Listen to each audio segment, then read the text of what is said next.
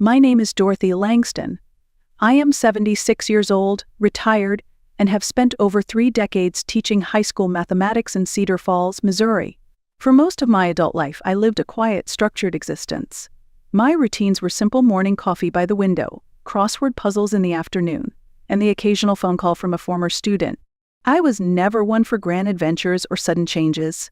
I liked numbers. They were dependable, clean, and logical, unlike people. I raised my son, Jason, on my own after my husband, Alan, died suddenly from a heart attack when Jason was just 7.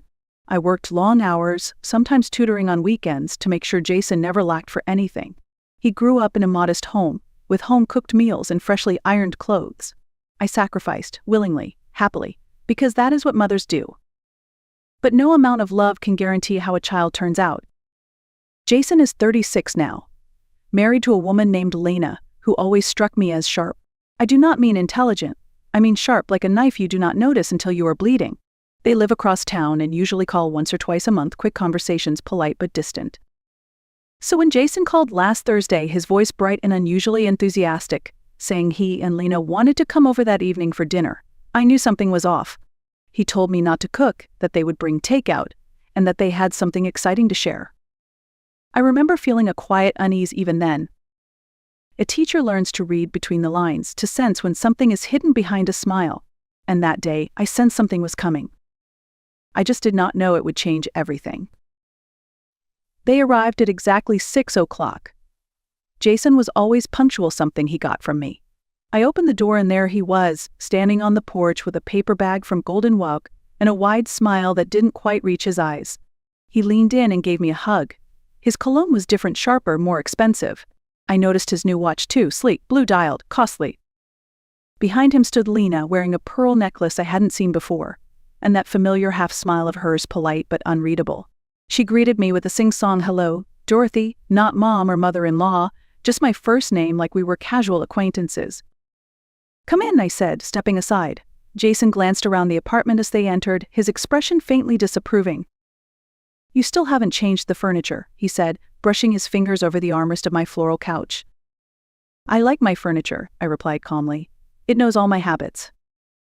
Lena gave a small, dry laugh and set the takeout on the table. Well, it smells good. We sat down to eat.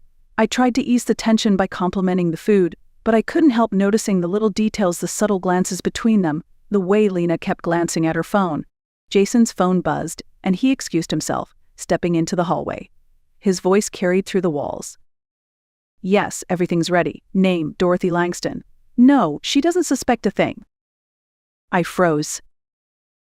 When he returned, Lena immediately started rambling about some new TV show too loudly, too quickly. I didn't press. Not yet.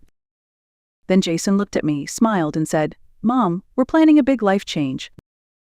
What kind of change? I asked, setting down my fork. You'll find out soon enough, he said, giving Lena a knowing look. But we might need your help. Nothing big, just a couple of signatures, technical stuff. Something inside me went cold. That night, long after they left, I stared at the envelope Jason had handed me as he walked out. Your insurance receipt, he had said casually. But when I opened it, it wasn't insurance. It was a real estate deposit. $50,000. In my name. I held that receipt in my hands for a long time, reading and rereading the words. It wasn't some vague document. It was clear as day, a $50,000 down payment to a real estate developer named Meadow Ridge Estates. The payer's name, Dorothy Langston. My address, my social security number. My hands began to tremble, not from fear, but from something deeper, disbelief, violation. Could this be some kind of mix-up, a clerical error? But Jason had mentioned my name on that phone call. I hadn't been imagining things. He had said I didn't suspect a thing. That wasn't a mistake. That was intent. The more I thought about it, the more everything started to align. The sudden visit, the expensive watch, Lena's necklace, their odd behavior, the whispered glances over dinner, their excitement, their vague promises of a life change, and that phrase, just a couple of signatures. Something wasn't right. Something was terribly wrong. I walked over to my filing cabinet, pulled out my bank statements from the last few months, and combed through every line. Utilities, groceries, a prescription refill? Nothing out of the ordinary, no large withdrawals, no transfers I couldn't explain. Still, I couldn't shake the feeling. I sat down at my old oak desk and took out my leather-bound notebook, the one I'd received as a retirement gift from my fellow teachers. I began writing everything down, every odd detail, every unanswered question. Fact, a $50,000 payment was made in my name. Fact, Jason lied to me about the envelope. Fact, I heard him confirm my name over the phone during a suspicious call. Question, where did this money come from? Question, what was it used for? Question, what else had he done? The next morning, I called my old colleague, Linda Markham. We had taught together for 20 years. Linda, I said, skipping pleasantries, do you still have that nephew who's a lawyer? There was a pause on the other end of the line. Dorothy, she said carefully, what's going on? I looked at the receipt one more time, its numbers burning into my memory. I don't know yet, I said, but I think my son's done something I can't ignore. Linda gave me the number of her nephew, Daniel Rourke, a real estate and financial fraud attorney.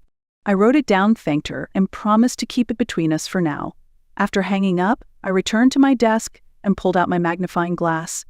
My eyes aren't what they used to be, but I still know how to read the fine print. At the bottom of the receipt, in small print, was the property address -46 Pinecrest Lane, a new development in Eastwood Heights. I knew that neighborhood. Gated community, modern houses, white fences, and luxury SUVs in every driveway. It wasn't a place a young couple with money problems could afford not without help. I copied the address into my notebook and circled it. Still unsure of what to do next, I called another former student, Faye Delaney. She had been one of my brightest, a girl from a difficult background who had clawed her way into a career with the IRS. If anyone knew how to navigate sensitive financial waters, it was her. Mrs. Langston, she said, sounding surprised but pleased. Wow, it's been years. Faye, I said gently, I need your help. Not officially, just guidance. I explained what I'd found carefully, slowly trying not to sound like a paranoid old woman. But Faye listened. Patiently, she asked smart questions. Then she said something that confirmed my worst fears. You have the right to request your credit report, she said. It'll show if any loans, mortgages, or credit lines have been opened in your name. Legally, it's yours to see. And I can also off-the-record check to see if there's any property recently registered to your name. Just give me a couple days. After we hung up, I sat still for a long time, letting it sink in. The son I had raised, driven to school plays, nursed through chicken pox, stayed up all night helping him write college applications, might have stolen my identity. That night, I barely slept. The next morning, as I poured myself a cup of coffee, the doorbell rang. A deliveryman stood outside holding a bouquet of lilies and pink roses. Dorothy Langston, he asked. I nodded, and he handed me the flowers. There was a card tucked inside. Dear Mom, thank you for everything. We have a surprise for you soon. Love, Jason and Lena. I placed the flowers in water, but they gave me no comfort. My son had never sent me flowers in his life. Not once. Not even on birthdays. This wasn't affection. It was distraction. That afternoon, I called Jason. Thank you for the flowers, I said. He was cheerful, too cheerful. You're welcome, Mom. You deserve the best. Jason, I said quietly, the receipt you left. It wasn't insurance. There was a pause. Then a nervous laugh. Oh, must have mixed up the envelopes. It's from work. Just toss it. But it has my name, my social security number. Seriously, it's nothing. I'll take care of it. Don't worry. And then he hung up. I sat there in silence, clutching the phone, finally understanding. This wasn't a mistake. It was a cover-up. By the following day, Faye had called me back. Her voice was calm but serious. Dorothy, she said, I checked what I could. There's a mortgage in your name. $450,000. Issued 3 weeks ago by Eastwood Community Bank. I gripped the edge of my kitchen counter to steady myself. That can't be, I whispered. I didn't sign anything. I believe you, Faye said. But the first payment has already been made, $50,000. That must be the deposit you found. The world tilted slightly. I pressed the phone tighter against my ear, as if hearing it differently would change the meaning. I'm sorry, she added, but this is serious. If it's fraud, it's not just a family matter. It's criminal. I understand, I said quietly. That afternoon, I called Eastwood Community Bank and asked to speak with someone about my mortgage loan. The receptionist typed away at her computer and then said, almost cheerfully, "Oh yes, your loan officer is Jason Langston. Shall I connect you?" "No," I said firmly. "I'd like to speak with someone else." I was transferred to a man named Terry Maddox. When he walked into the meeting room, I recognized him immediately. He had been in my algebra class nearly 20 years ago. A quiet boy who always sat in the back, who'd once cried over a failing grade. "Mrs. Langston?" he said, astonished. "You were my teacher." I smiled weakly. "And now you're mine." I told him the truth calmly, clearly, that I never applied for the loan, that the signatures were not mine. He listened carefully, then disappeared to retrieve the file. When he returned, he had a folder in his hands and worry on his face. "Everything's in here," he said. "The application, income statements, approval documents, all signed by you." He opened to the signature page. I leaned in and studied it. At first glance, it looked like mine. But then I saw the difference. The slant of the L in Langston was wrong, the cross on the T was too low, and the final stroke, my habitual flourish, was missing entirely. "That's not my signature," I said flatly. Terry looked at it again, nodded slowly. "I believe you."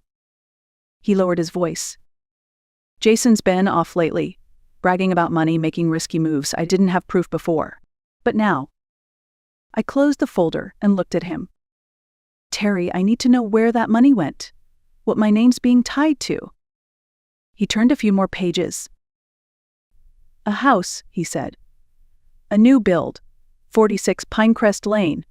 The property's already been turned over to the listed owner." I took a deep breath. "That owner is me. And the house," he said carefully, "is ready for move-in." The next morning I put on my gray suit, the one I used to wear to parent-teacher conferences. It still fit, though a bit looser now. I pinned back my hair, gathered the documents, my notebook, and a small digital camera I kept in a drawer for special occasions. This wasn't one I ever imagined. I called a cab and gave the driver the address, 46 Pinecrest Lane. He glanced at me in the mirror. "Swanky neighborhood?" he said. "Visiting someone?" "Something like that," I replied. As the scenery changed from modest bungalows to grand two-story homes, my heart pounded. When we pulled up, I saw it. Modern stonework, wide veranda, brand new windows. There was a cleaning van parked outside. The front door was slightly ajar. I knocked once. No answer. "Hello?" I called out. From inside, I heard the whir of a vacuum and the sound of someone humming. I stepped in. Technically, it was my house. The interior gleamed, marble floors, fresh paint, furniture still wrapped in plastic. The kitchen had a massive island, the kind you see on home makeover shows.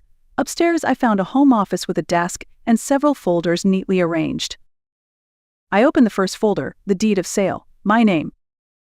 Second folder, mortgage documents, again my name, forged signature. Third folder, copies of my ID, social security card, even my Medicare information. Jason must have gone through my files. I felt a deep sickness rise in my stomach. I took photos of everything. Click, click, click, click. Aim. Then I went to the master bedroom. A king-sized bed, a walk-in closet filled with Lena's clothes, tags still on, silk blouses, high heels, and the bathroom. It had a jacuzzi tub and dual vanities. I walked back downstairs just as the cleaners were leaving. The house was quiet. Too quiet.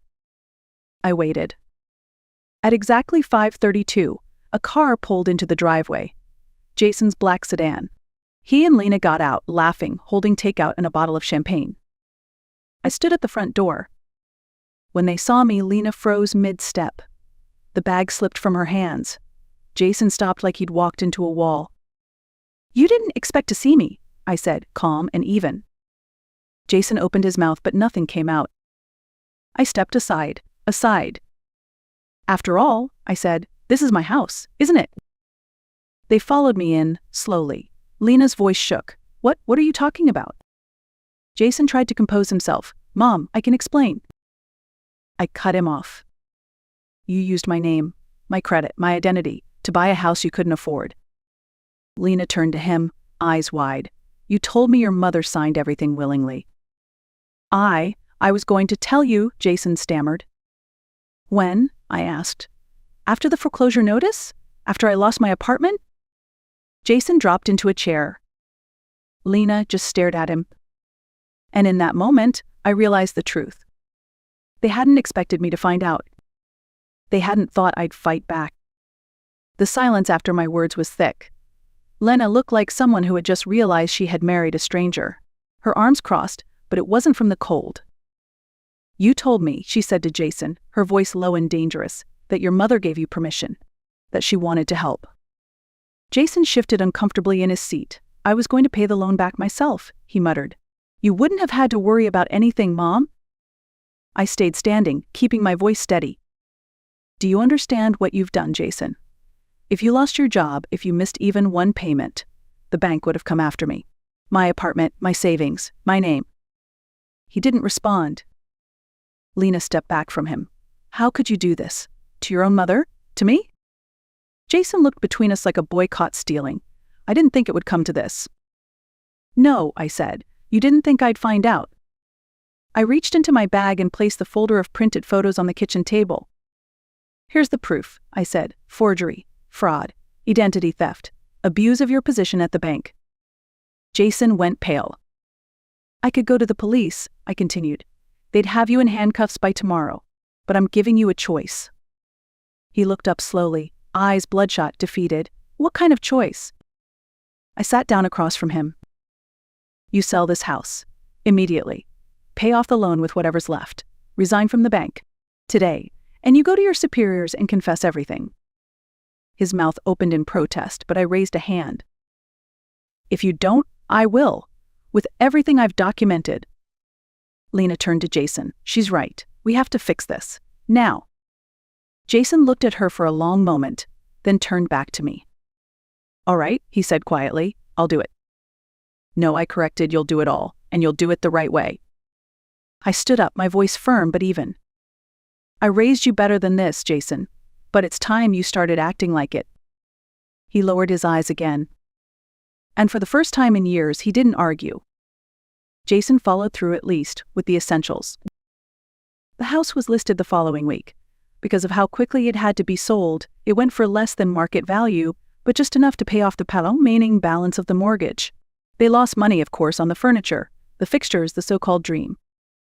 Jason resigned from Eastwood Community Bank before they could fire him, though Terry told me the bank was prepared to press charges if he hadn't stepped forward. Instead, after a long and difficult meeting with the bank director, Jason signed a full written confession. He returned all bonuses linked to false loan documents, and any hope of ever working in banking again was gone. Lena moved out shortly after. The trust between them had snapped. One evening she sent me a message not to apologize but to say she had filed for divorce. "I didn't sign up for this," she wrote. "I believed what he told me. And that was my mistake." I didn't respond. There was nothing left to say. As for me, I used the small compensation the bank offered, an undisclosed sum for the emotional and reputational damage, and moved into a new home of my own. A modest one-story cottage in a quieter part of Cedar Falls. A garden in the back. A lemon tree in bloom. And peace. For the first time in years, I had peace. Every Wednesday afternoon, I started inviting a few retired teacher friends and former students for tea and conversation. They came often, always bringing something from the bakery. Terry stopped by when he could, sharing updates from the bank and from his own life. He had recently been promoted. Our small circle became something special, a chosen family, not one born of blood, but of shared respect, honesty, and kindness. I spent my mornings tending the garden, my afternoons helping neighborhood kids with math homework. Slowly, life resumed. Not the life I had before. A better one. Because this time I built it on truth. It had been over a month since I last spoke to Jason. He'd tried a few times calling, sending flowers, even mailing a small framed photo of us from when he graduated high school. I accepted them quietly but never replied, not because I wanted to punish him but because I wasn't ready. Then one afternoon I opened my mailbox and found a thick envelope. On the front, written in his familiar handwriting. To Mom from Jason. I brought it inside, set it on the table, and just looked at it. I didn't open it. Not yet. Instead, I poured a cup of tea and walked out to my back garden. The lemon tree was starting to fruit. The lavender was attracting bees. There was something soothing in the way nature moved forward, no matter what. That evening, I prepared for my Thursday lesson with the neighborhood kids. We were studying patterns in art, how the Fibonacci sequence appears in nature, in architecture, in music. Teaching again, even informally, reminded me who I was. It reminded me that I had something to give that wasn't financial. Something real. Later that night, I stared at the envelope again. Maybe Jason had written something sincere, maybe he hadn't. But for now, I wasn't opening it. The boundaries I had set were for my own healing, not his. He would have to wait just like I had waited for years, hoping he would grow up, hoping he would learn. Healing, I realized, doesn't always come in the form of reconciliation. Sometimes it comes in choosing not to reopen wounds too soon. And so I went back to my lesson plans, back to the simplicity of math, to the peace of my garden, to the laughter of students who had no idea what I had been through but who greeted me like I mattered. That night, as I turned off the lights and climbed into bed, I glanced at the envelope one last time. Someday, I might read it. Someday, I might forgive. But not today. Today, I chose peace. Sometimes, the deepest betrayals don't come from enemies. They come from the people you raised, the ones you loved most, the ones you would have given everything to, because in many ways, you already did. But love, no matter how strong, should never come at the cost of your dignity. And trust, once broken, doesn't owe anyone an easy path back. I still think of Jason.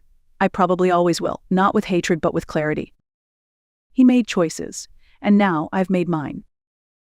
My life today isn't glamorous. It's quiet, filled with small joys, a blooming garden, curious young minds, learning fractions, Wednesday tea with friends. But it's honest, and it's mine. To anyone out there who has been betrayed by family, manipulated, used, or made to feel invisible, please know. You are not alone, and you are not powerless. Sometimes the bravest thing you can do is say no. To start over. To protect your peace. And to choose yourself. If this story resonated with you, I invite you to like, share, or leave a comment below. Your story matters too. And maybe, just maybe, someone out there needs to hear it today. Thank you for listening.